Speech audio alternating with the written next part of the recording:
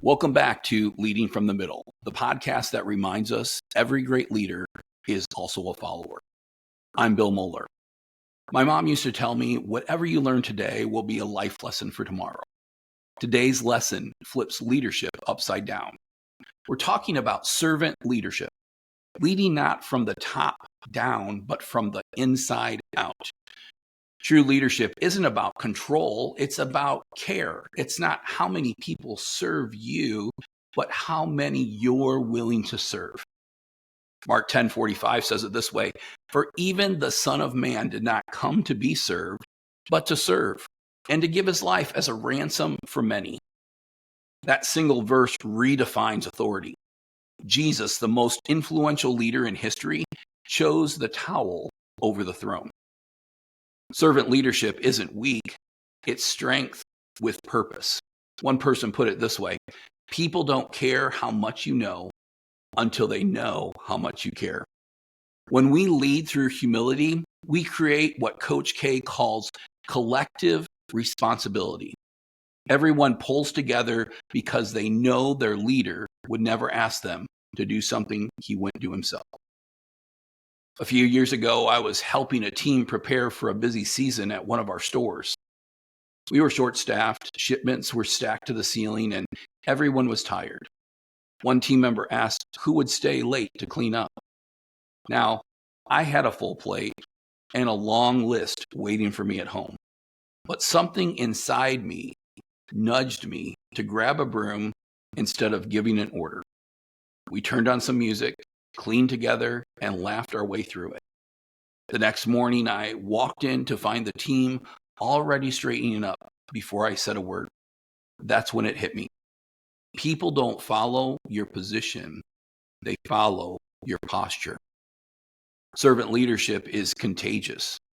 When you model humility, it multiplies through your culture faster than any policy ever could. Point 1. Serving shows security. Insecure leaders chase recognition. Secure leaders chase results that bless others. Jesus could kneel and wash feet because he knew exactly who he was. When your identity is anchored, humility isn't humiliating, it's freeing. Ask yourself, do I serve to be seen, or am I seen because I serve? Point 2. Serving builds trust. Coach K talks about earning trust through shared responsibility. Every player has skin in the game, including the coach. The same is true in business and ministry. When your team knows you'll jump in the trenches with them, they'll give more than effort, they'll give loyalty. People remember who showed up when the task was thankless. Those moments, write your leadership resume in ink. Point 3. Serving strengthens character. Carlton Andrews in The Rugged Entrepreneur says, real toughness is the ability to keep your heart soft while the world gets hard. Servant leadership trains that muscle. Every time you put someone else first, listen instead of lecture, give credit instead of taking it, you're doing reps in the gym of humility. And humility builds endurance better than pride ever will. In John 13, Jesus kneels to wash the disciples' feet. He knows Judas will betray him, Peter will deny him, and the others will scatter. Yet he serves them all anyway. That scene always stops me. Leadership at its highest moment, meeting failure with faithfulness. If we're going to follow Christ's example, we must be willing to serve even when it's inconvenient, unreciprocated, or unseen. Because serving unseen is where God shapes unseen strength. So try this simple rhythm this week. 1, spot the need.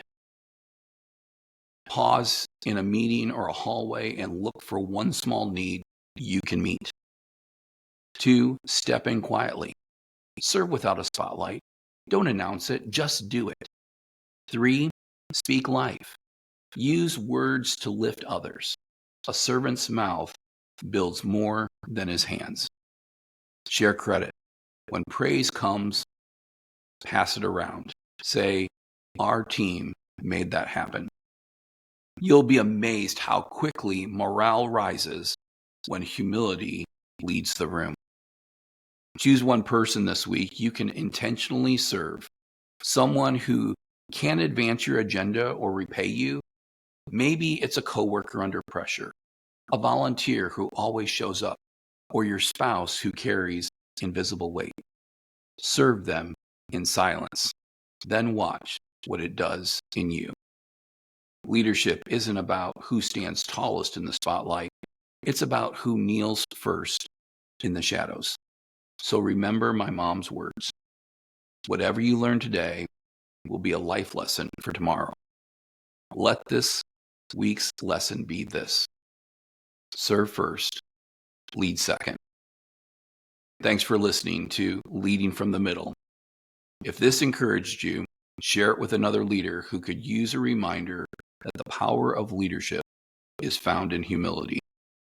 Until next time, lead steady, live rugged, and never stop learning.